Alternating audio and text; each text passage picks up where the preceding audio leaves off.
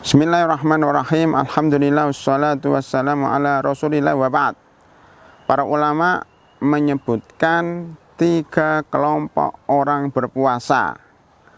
Kelompok pertama adalah kelompok puasa orang awam, yaitu orang-orang yang berpuasa hanya sekedar menahan untuk tidak makan, tidak minum dan tidak berhubungan suami istri semenjak terbit matahari hingga terbenam matahari. Itu namanya puasa orangnya awam, puasa orang awam. Kalau istilah bis itu masuk bis kelas ekonomi. Ya.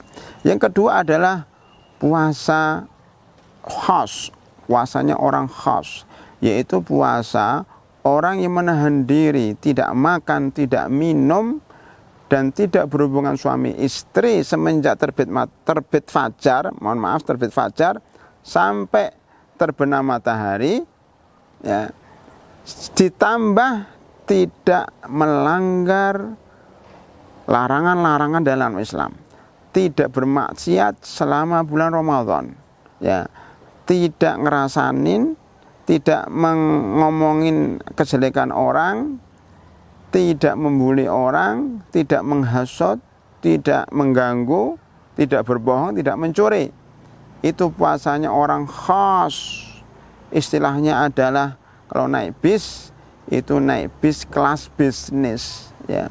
Minimal kita sebagai seorang muslim hendaknya meningkatkan diri dari puasa orang awam menuju puasanya orang khas, ya. Yang ketiga, puasanya orang khawasul khas, jadi orang-orang yang khusus dan khusus.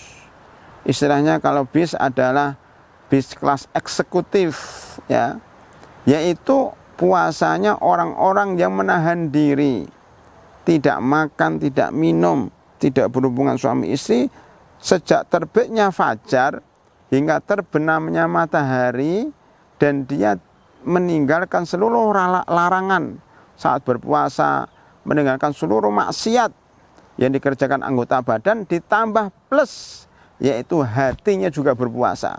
Hatinya tidak hasad, hatinya tidak iri, hatinya tidak dengki, dia ikhlas, tidak riak, ya, dia hanya tawakal kepada Allah Subhanahu wa ta'ala, tidak melamun hal-hal yang jelek-jelek.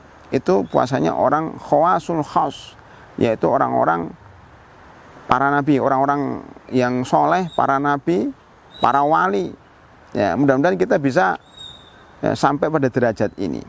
Memang puasanya orang awam itu secara fikih sah, tetapi kalau dia berpuasa tetapi masih pacaran, berpuasa tapi masih bermaksiat, berpuasa masih korupsi, masih mencuri, maka puasanya sah, tetapi pahalanya tidak sampai kepada Allah Subhanahu wa ta'ala.